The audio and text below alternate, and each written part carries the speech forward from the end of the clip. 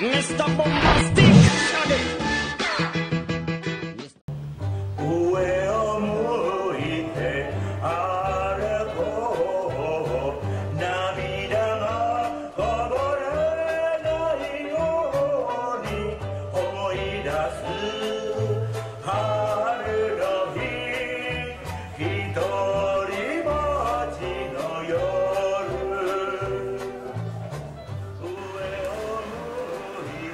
ครับยินดีต้อนรับกลับมา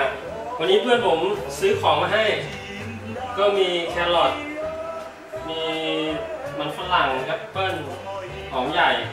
ผมก็เลยคิดว่าจะทำแกงกะหรี่ญี่ปุ่นเพราะว่าผมมีตัวนี้แกงกะหรี่ก้อนซื้อจากเดอะมอลล์มา100 บาทมีเนยครับเนยจืดแล้วก็กระเทียมพริกปาปริก้าเกลือครับพริกไทยแล้วก็พริกไทยน้ำและส่วนผสมสำคัญคือเนื้อเป็นส่วนซี่โครงนะซี่โครงหลังซี่โครงของวัวไม่ใช่ควายนะวัวเอาครับเริ่มทำเลยหั่นชิ้นใหญ่ๆนะครับเพราะว่าเวลาต้มเนี่ยมันจะหดลงแล้วก็มันจะเปื่อยคือเวลาเคี้ยวเต็มปากเต็มคำเนื้อส่วนนี้จะมีไขมันเยอะคือเวลาต้มคือเวลากินเข้าไปมันจะเหมือนละลายปากส่วนการหั่นก็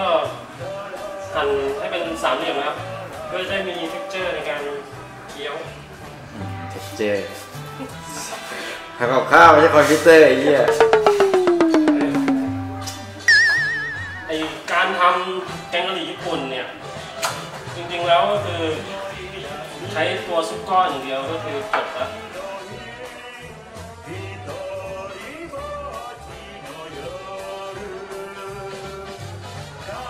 อยากกินอะไรก็ใส่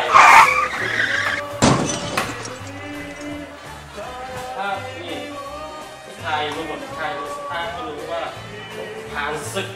ค่อนข้างหายากทีเดียวนะผู้ชายที่ทำกับข้าวที่บ้านตัวนี้พ่อผมซื้อมาฝากจากอเมริกานะอ๋อตัวไหนครับนี่แล้วไม่ไปเยี่ยมพ่อมาครับตายไปแล้วครับมึงจะไป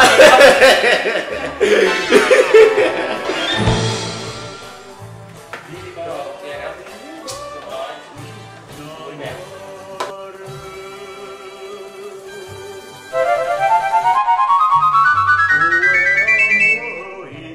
ดุสิตธานีเคยมีประกาศนียบัตรที่ไหนบ้างครับเกี่ยวกับเชฟดุสิตธานีครับ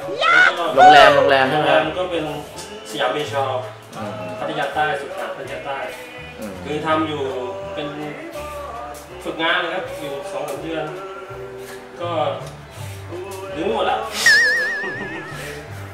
คิดว่าได้อะไรมาจากการที่เราไปเรียนเชฟอะไรอย่างเงี้ยมั้ยอยากว่าทุกวันนะ no มันไม่เหลือก็คือส่วนมากแล้วเนี่ยได้การได้ปอดนะได้ตับที่แข็งแรงการปอกแบบการปอกแบบของฝรั่งเนี่ยเขาจะปอกเข้าตัวเขาจะปอกเข้าตัวนี้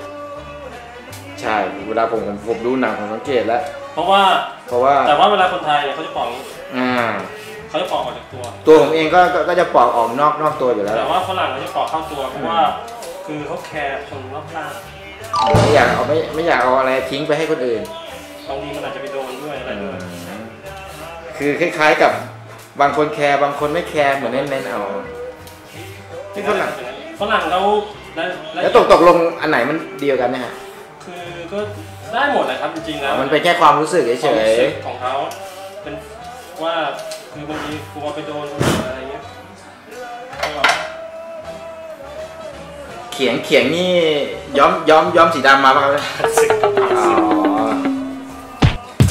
คือ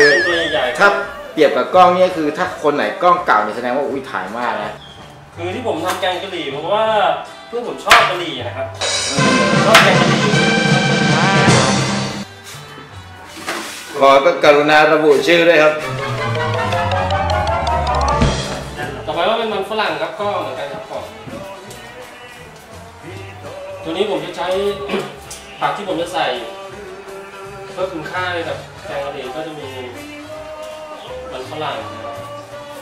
กับแครอทเห็นไหมถ้าปอกฝรั่งมันยากถ้าปอกไทยเพราะเราคนไทย ของก็ปล่อยให้มันตกไปงั้น ปล่อยไปเดี๋ยวก็เก็บ ใช่ได้ที่เราจะมาดูกันนะครับว่าของที่ตัวคือจริงๆจะมีขยะรองนะครับถังขยะรองไม่ใช่ว่าทำมั่วแต่ดูสภาพดูครับใช้ได้ก็ถือว่าฝีไม้ลายมือในการปอกก็ใช้ได้ครับ คือถ้าเป็นที่โรงแรมเนี่ยตรงนี้ถ้าที่พื้นเนี่ยจะเป็นร่องน้ำนะเป็นร่องเหมือนร่องน้ำเลยแล้วก็เวลาปอกก็ปอกลงไปในร่องมันจะเป็นร่องยาวเลยก็พอแปะลงไปร่องเดี๋ยวเขาจะปล่อยน้ำมาก็มันก็ไหลลงไปในถังขยะเทคนิคเยอะนะโรงแรมนะ